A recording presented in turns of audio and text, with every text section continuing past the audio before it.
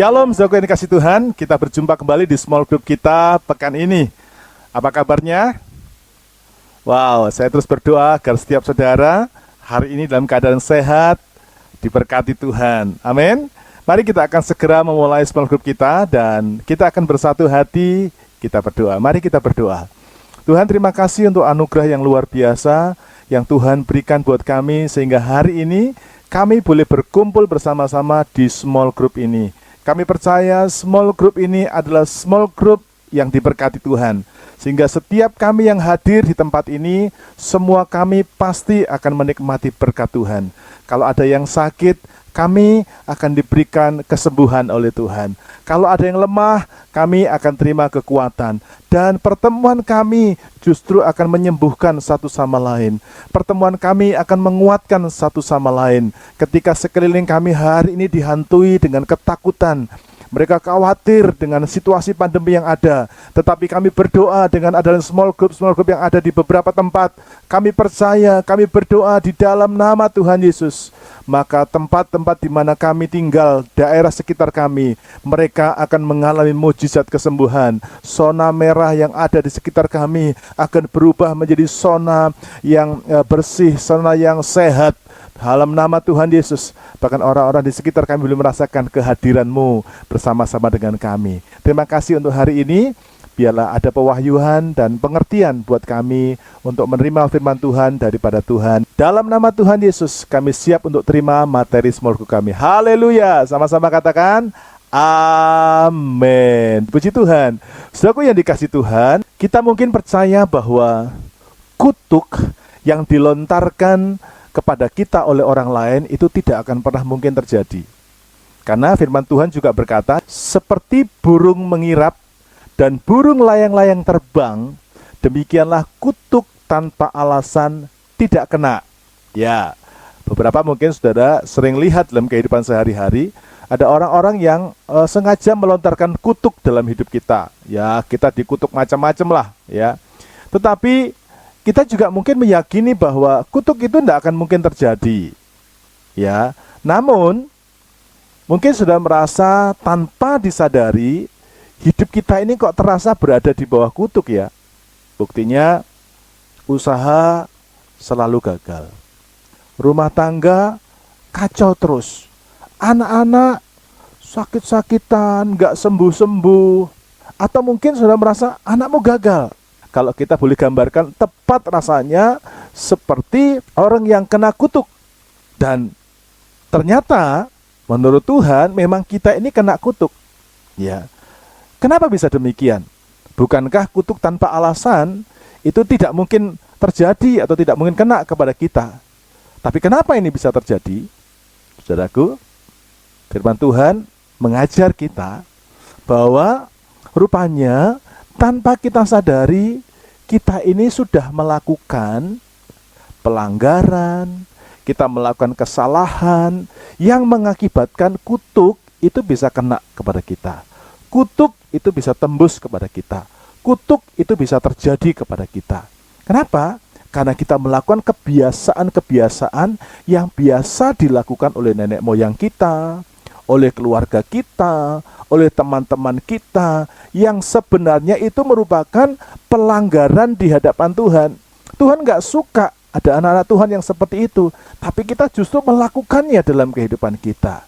Akibatnya, kita hancur, kita miskin karena kutuk, kita menderita karena kutuk, kita sakit-sakitan karena kutuk. Nah, hari ini kita akan belajar bersama-sama bagaimana caranya kita lepas dari kutuk dan diberkati oleh Tuhan. Kita membuka sama-sama di dalam 2 Tawarik pasal 34.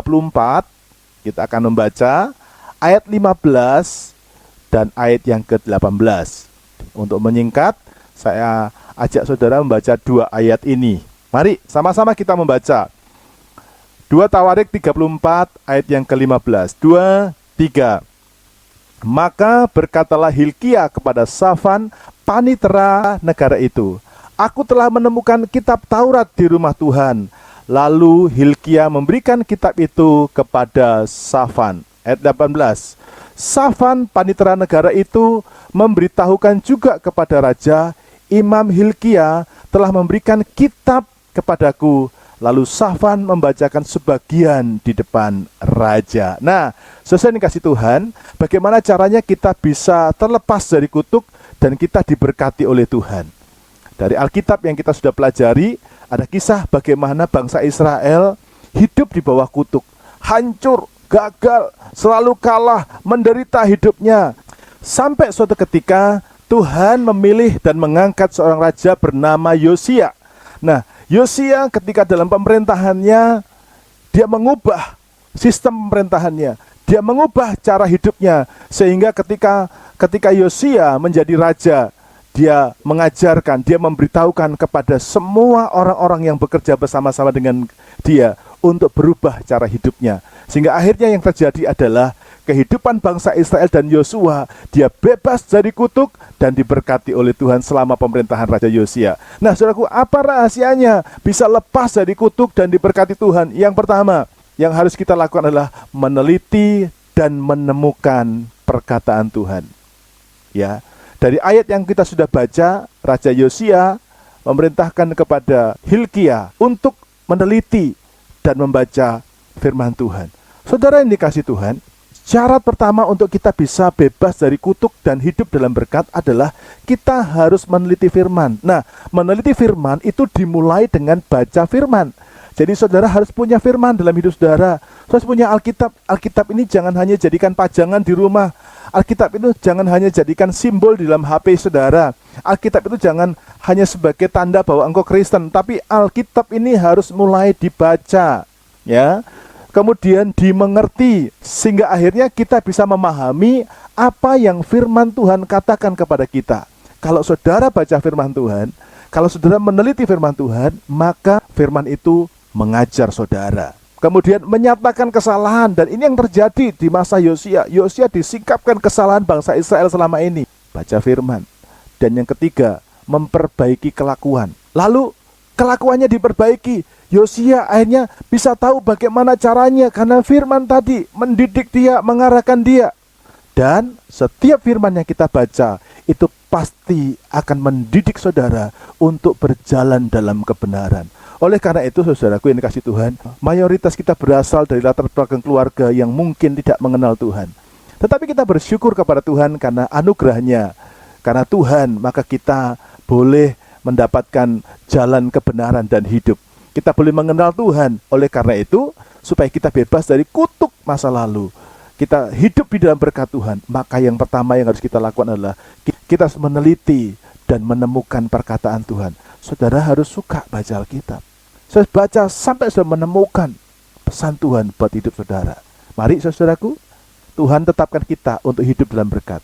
Pastikan saudara meneliti firman dan menemukan berkatnya dalam hidup saudara. Amin. Nah, yang kedua, bagaimana caranya supaya kita ini bebas dari kutuk dan kita hidup dalam berkat? Yang kedua, kita harus minta petunjuk daripada Tuhan. Mari kita baca sama-sama 2 Tawarik pasal 34 ayat 20 sampai dengan ayat yang ke-21. Firman Tuhan berkata demikian.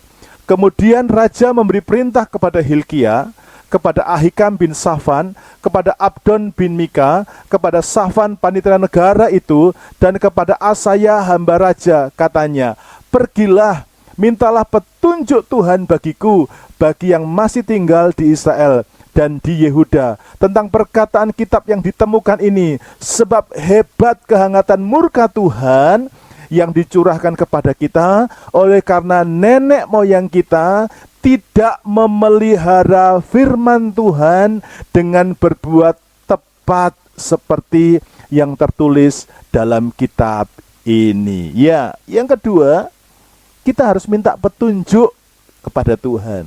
Minta petunjuk itu artinya kita harus berdoa kepada Tuhan. Amin. Baca firman harus disertai dengan berdoa. Doanya gimana? Doa kita itu doa yang artinya kita minta petunjuk. Ya, bukan doa lapor.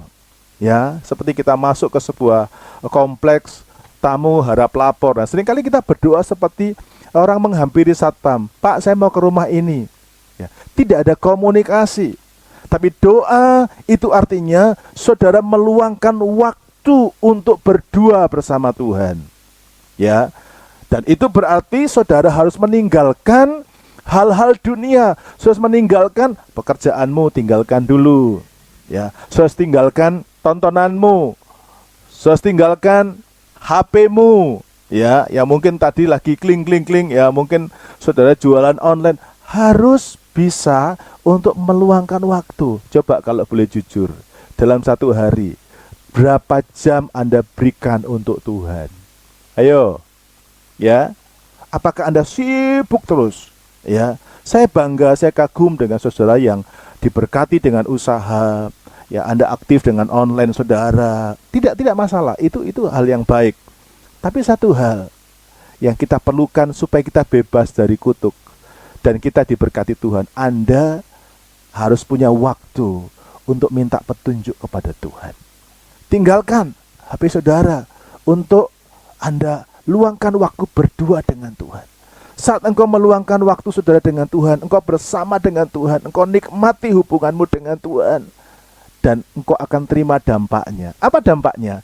Dampaknya saudaraku engkau menjadi sehati, saudara menjadi satu roh dengan Tuhan, engkau menjadi kompak, dan dari situ saudara akan dapat petunjuk. Ya, engkau bisa tahu isi hatinya Tuhan. Tuhan bisa curhat sama saudara. Tuhan bisa ceritakan apa yang menjadi rahasianya dalam hidup saudara. Dan saya percaya saudara juga pasti akan diberkati. Jadi kutuk itu akan patah ketika saudara hidup di dalam doa. Doalah, bangun persekutuan. Kalau engkau tiap hari hanya dengan HP, Facebook, ya online saudara, tapi engkau nggak punya waktu dengan alasan, waduh Pak, sekarang orderan saya banyak, langganan saya banyak, ini saya banyak, dan lain sebagainya. Saudara, hati-hati, karena kita juga bisa jatuh kepada kutuk dan kita nggak diberkati. Alkitab berkata, apa artinya semua orang punya kekayaan dunia ini, tapi dia kehilangan nyawanya? Karena itu, luangkan waktu saudara untuk berdua dengan Tuhan di setiap hari. Nah, saudara, saya akan tutup dengan apa yang terjadi dengan Yosia. Ketika Yosia mengubah hidupnya dan pemerintahannya, meneliti dan menemukan firman Tuhan, kemudian minta petunjuk sama Tuhan, berdoa. Saya akan tunjukkan kepada saudara dalam 2 Tawarik pasal 34. Kita akan mulai lihat di dalam ayat yang ke-23 sampai dengan ayat yang ke-26. Firman Tuhan berkata demikian. Perempuan itu menjawab mereka, beginilah firman Tuhan Allah Israel, katakanlah kepada orang yang menyuruh kamu kepadaku. Beginilah firman Tuhan, sesungguhnya aku akan mendatangkan malapetaka atas tempat ini dan atas penduduknya, yakni segala kutuk yang tertulis dalam kitab yang telah dibacakan di depan Raja Yehuda. Karena mereka meninggalkan aku dan membakar korban kepada Allah lain dengan maksud menimbulkan sakit hatiku dengan segala pekerjaan tangan mereka. Sebab itu nyala murkaku akan dicurahkan ke tempat ini dengan tidak padam-padam. 26. Tetapi kepada Raja Yehuda yang telah menyuruh kamu untuk meminta petunjuk Tuhan, harus kamu katakan demikian. Beginilah firman Tuhan Allah Israel. Mengenai perkataan yang telah kau dengar itu, 27, oleh karena engkau sudah menyesal dan merendahkan diri di hadapan Allah pada waktu engkau mendengar firman-Nya terhadap tempat ini dan terhadap penduduknya, oleh karena engkau merendahkan diri di hadapanku, mengoyakkan pakaianmu dan menangis di hadapanku, aku pun telah mendengarnya, demikian firman Tuhan. 28. Maka sesungguhnya aku akan mengumpulkan engkau kepada nenek moyangmu, dan engkau akan dikebumikan ke dalam kuburmu dengan damai, dan matamu tidak akan melihat segala malapetaka yang akan kudatangkan atas tempat ini dan atas penduduknya. Lalu mereka menyampaikan jawab itu kepada raja. Wow, ini adalah satu anugerah yang luar biasa. Orang yang mau meneliti firman dan menemukan perkataan Tuhan, kemudian minta petunjuk kepada Tuhan, Tuhan buat hidupnya spesial. Amin. Sebab itu rahasia kita hidup dalam Tuhan, dan ini yang saya terus mau bagikan buat saudara yang memutuskan untuk bergabung bersama-sama dengan kita menjadi satu bagian dari keluarga rohani Alpha Center. Yuk kita mulai bangun hidup kita dengan hidup oleh firman. Suka berdoa. Firman dan doa ketika kita hidupi itu membuat engkau menikmati janji suatu. Itu membuat engkau menikmati janji Tuhan seperti yang dijanjikan kepada Yosia. Dikatakan, engkau tidak akan pernah melihat malapetaka. Kutuk boleh dicurahkan, tapi engkau tidak mengalami dan engkau tidak melihat itu. Amin. Kalau saudara pengen bebas dari kutuk, hidup dalam berkat Tuhan, lakukan dua hal ini. Teliti firman dan temukan berkatnya, kemudian minta petunjuk, hiduplah dalam doa. Karena ketika dua hal itu engkau lakukan, maka engkau punya kekuatan untuk engkau melakukan semua firman yang daripada Tuhan. Dan saya percaya kalau engkau hidup oleh firman, engkau hidup dalam doa, engkau praktekkan semua apa yang Tuhan ajarkan kepada saudara, hidup saudara pasti diberkati oleh Tuhan. Amin. Kiranya ini boleh memberkati saudara, dan mari kita akan bersatu hati, kita berdoa. Tuhan, hari ini semua kami sudah belajar dari kehidupan Yosia dan bangsa Israel yang dibebaskan dari kutuk dan hidup dalam berkat. Karena itu ajar kami supaya kami boleh hidup sesuai dengan firman-Mu. Kami tidak hidup di bawah kutuk, tapi kami hidup di dalam berkat Tuhan. Melalui kehidupan yang kami bangun, meneliti dan menemukan firman untuk hidup kami secara pribadi. Kemudian kami belajar untuk terus hidup, minta petunjuk, berdoa, hidup dalam doa, suka berdoa. Ketika kami suka berdoa, di situ kami akan lihat Kau berikan kekuatan buat kami melakukan firman itu dalam kehidupan kami. Terjadi buat semua kami dan hidup kami sesuai dengan kehendak-Mu. Dalam nama Tuhan Yesus kami berdoa. Haleluya. Amin. Kerinduan hati Tuhan adalah setiap saudara hidup dalam berkat dan bukan. Untuk panduan sharing kita hari ini, pertanyaan pertama adalah apa berkat yang sudah dapatkan dari materi yang sudah dibagikan buat kita semua malam ini. Dan yang kedua, apa komitmen saudara setelah kau dengar firman Tuhan ini? Oke, itu saja. Selamat berdiskusi. Tuhan Yesus berkati dan sampai jumpa minggu depan. Shalom.